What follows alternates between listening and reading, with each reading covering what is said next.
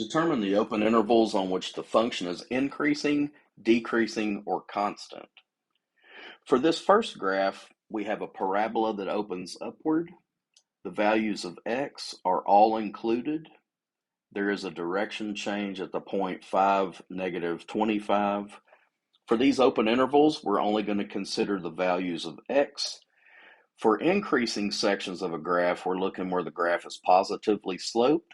For decreasing, we're looking for places where the graph is negatively sloped.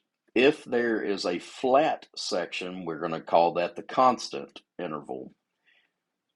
On your graph in pink, this graph from x leading off into negative infinity until you get to 5, the graph is negatively sloped. So that open interval is negative infinity to 5. Once you get past the vertex, values of x that are greater than 5 are all on the graph where it's sloped upward or positively sloped. There is no section that's flat, so there's not a constant section to this graph.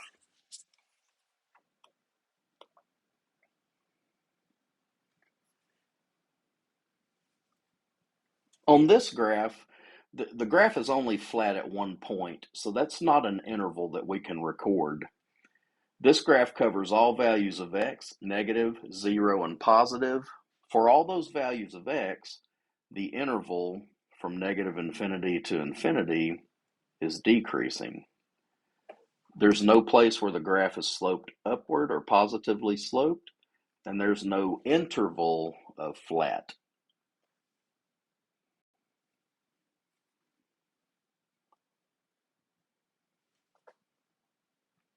For this graph, we have two pieces. We have this first piece that's sloped negatively. Those values of x are all values of x that are less than -5. So that's our decreasing interval. There is no graph between -5 and +5, but once we reach +5, the graph is sloped upward. It runs uphill for all values of x greater than 5. So this particular graph, it is a function because it passes vertical line test, but it is decreasing from negative infinity to -5, increasing from 5 to infinity, and there's no flat area or interval to investigate.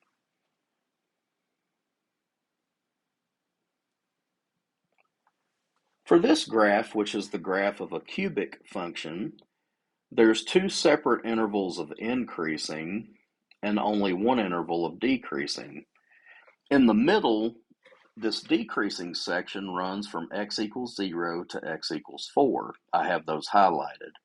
That's your open interval for decreasing, 0 to 4. Remember, these are x values. Increasing, we have the first section where x goes into the negative infinity up to 0. Then we're not increasing again until values of x greater than 4. There is no flat or horizontal section, so again, no interval for constant.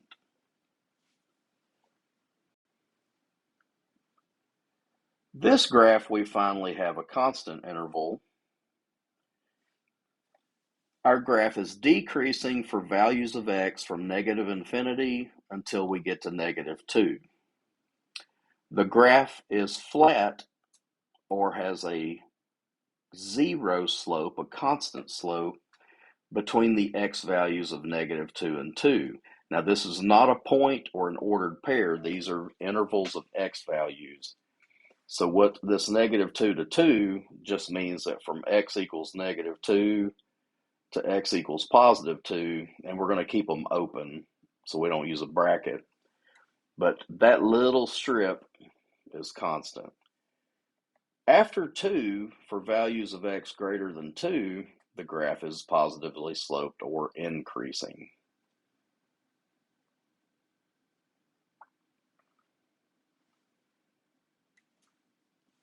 This graph is not defined when x equals -1.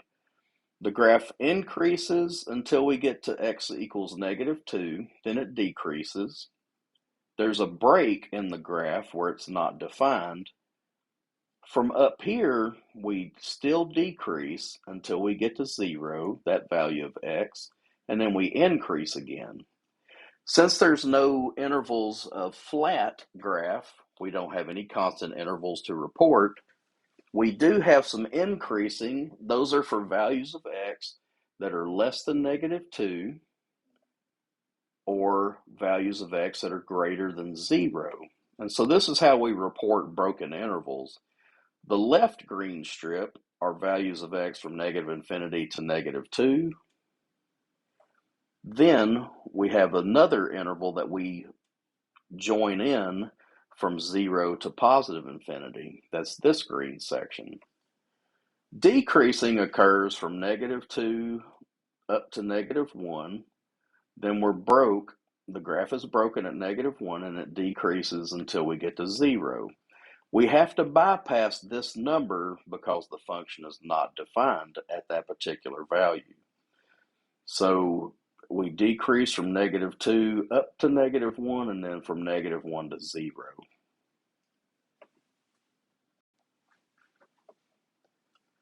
We're down to our last two graphs. This one has a sharp point or a cusp. We're going to mark that. Now, in WebAssign, some of these graphs, you don't have the critical points marked off. So I went ahead and labeled this one in class. That's -2, -2. This turning point is 0, -6. Remember, we're after the x values, but we need to know those points where the directions change. We have decreasing between the x values of -2 and 0, that little pink section I've highlighted.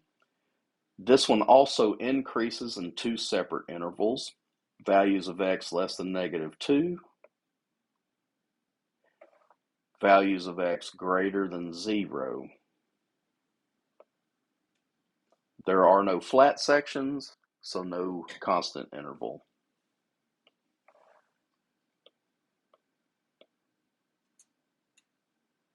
For our last graph, we have a graph that increases to the point 0.7, goes flat until we reach 2.7, and then it jumps, but we don't count that point. I'm going to go ahead and label it because it has the same x value, but only this point really counts. Now, as far as writing the intervals, this graph never goes downhill, so there's no decreasing. It is constant between the x values of 0 and 2. So x values between 0 and 2. Again, it looks like a point, but it's an interval of x values. Be very careful to distinguish that. Increasing, this first strip counts all values of x that are less than 0. The rightmost piece from 2 to +infinity, those values of x are on this part of the graph. We have two separate intervals, so we unite those with a union symbol. WebAssign might also ask for a comma, but you can use either one and technically be okay.